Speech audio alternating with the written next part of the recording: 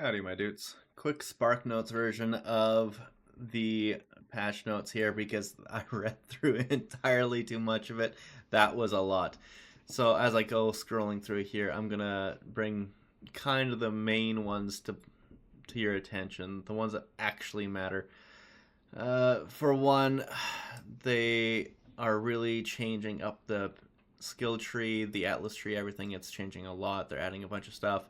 They're trying to make small things like maps give a little bit more experience, but didn't really work. It seemed like they're really making unique maps a big part of it by giving them skill points, and they're really wanting you to go about it. They heavily nerfed things like Breach and Delirium and Simulacrum, all those sorts of things. They really nerfed how to get the points from the Atlas tree, but they're trying to make the early stages of it easier to access. It's less painful.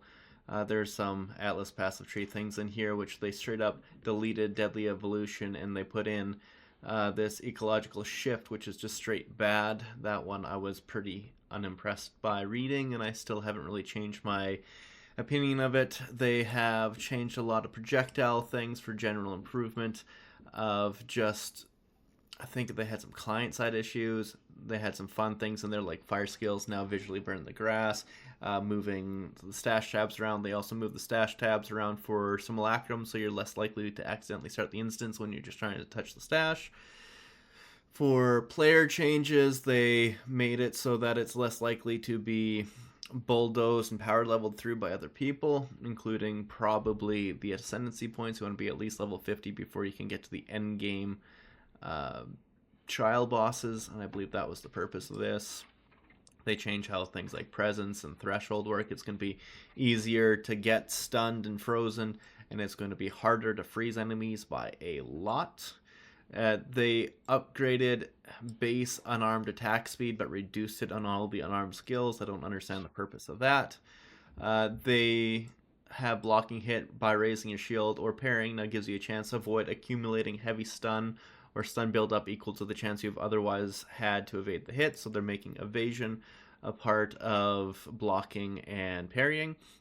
I can't remember where it is on the tree entirely, but the change to blocking that they were talking about, they did get in time. Now, if you drop your shield immediately after blocking an enemy, you do a shield bash. You can no longer be light stunned while your shield is raised. Critical weakness scales individually instead of refreshing the timer. A bunch of different changes to stun and heavy stun. A bunch of nerfs to the revivable minions. Like a whole bunch of them all throughout the tree. They really nerfed a lot of Ascendancies, super buffed the Warbringer. The one who took the biggest nerf out of them all, which I was expecting to be the Invoker, was the Stormweaver. They got absolutely nuked from the moon, essentially nuked from orbit. Some that I'm not too sure why they nerfed it was some things like on the Infernalist, they got rid of the Demon Dog taking damage from you. There's a few changes all over the place. Aculated Chayula got a few buffs, but not nearly as much as you'd expect, and a few of these are just confusing and strange.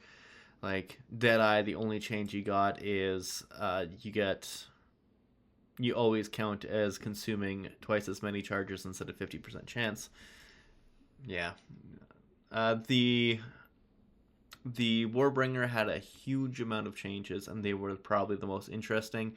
And Gemling Legionnaire had a series of nerfs and buffs that I'm pretty sure they landed them about the same place they were before. With the passive tree changes,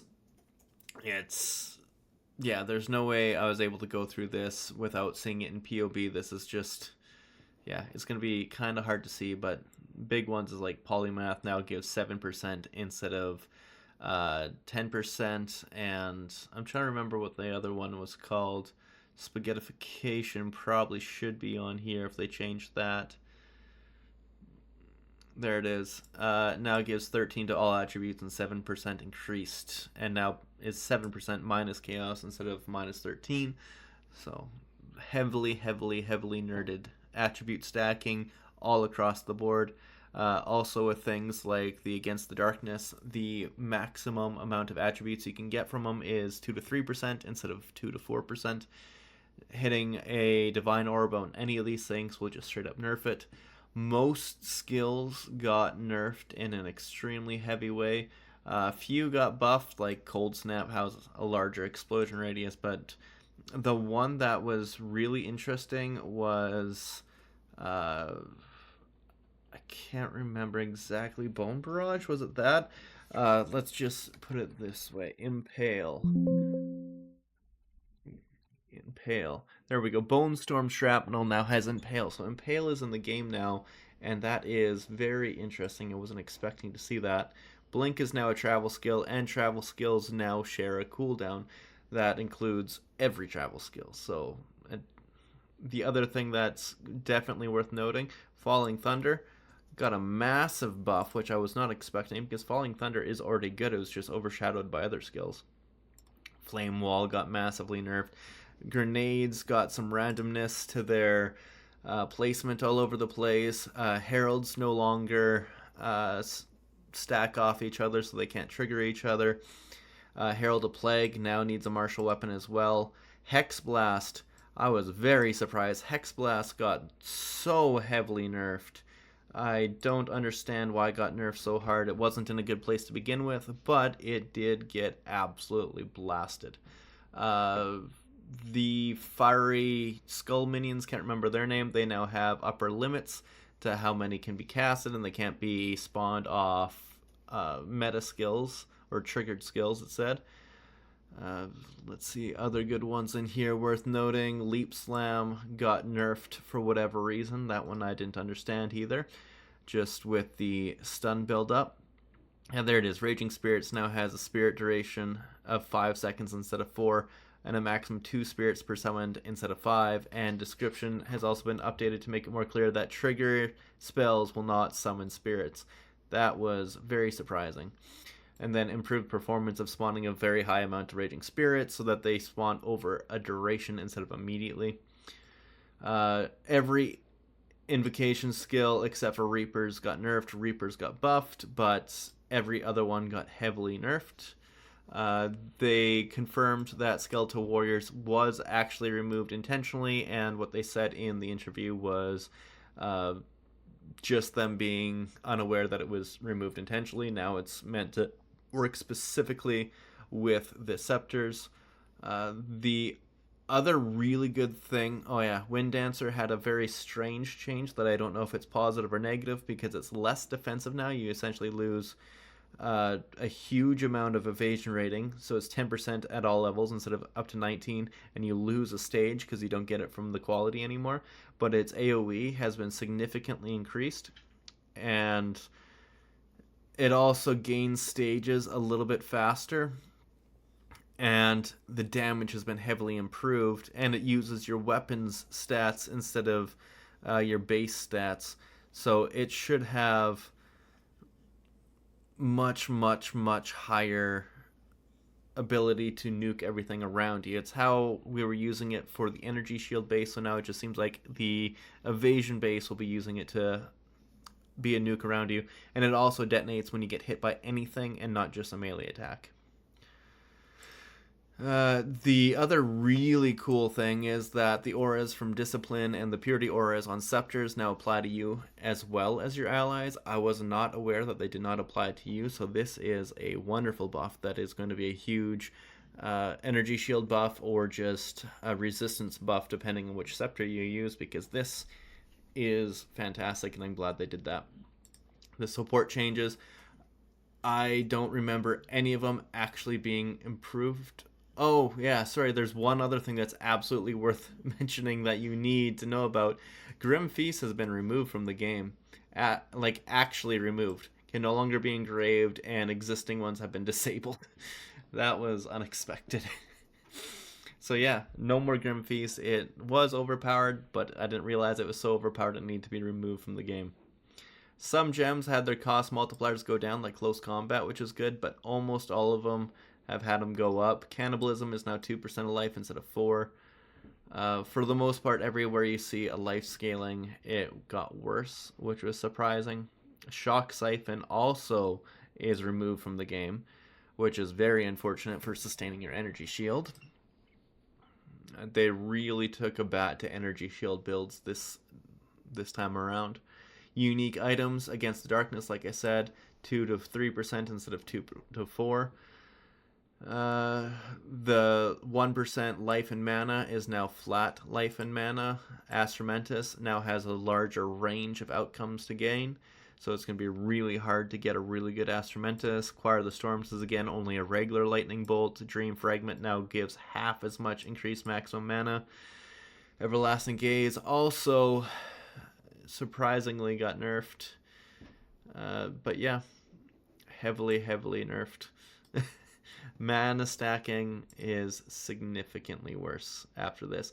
Hand of Wisdom in action is less than half as effective as before, which was expected. Ingenuity Belt went from 40 to 80% to 30 to 50%, but they said into the interview it would also apply to the third ring from the Ritual's Ascendancy, but that is not the case. It only does the left and the right ring, but it does also have charm slots with ranges on charms gained and charms used, which is a little bit unusual and unexpected, but 20 to 30% bonus from left and right rings and 20 to 30% from equip rings is fine. It's just not what we expected, that's for sure. And then Melting Maelstrom no longer recovers all mana. Moria Invictus now gives 3 mods instead of 2, but it absolutely nerfed the hell out of it by removing the all attributes and percent increase, max mana, max life, and rarity. And it gave ranges for the Spirit, global defenses, and all ally resistances that it can roll against. And the Oaksworn Unique Shield, they lost the 50 to Spirit, which was the thing that made it special. Pillar of the Cage God on top of the Hands of Wisdom action also got nerfed to the ground to less than half effectiveness. Ventor's Gamble got significantly reduced range, which was the main thing that made it special. Temporalis went from 42 seconds to 2 to 1 seconds, and the Time Lost Jewels also have been heavily nerfed. And yeah, those were the big things that I definitely noticed and wanted to talk about. I never got through to the item changes and the monster changes. This was a lot of reading, but yeah, unfortunately, the other things to note... Oh, and the other thing was the crashing. They fixed the crashing.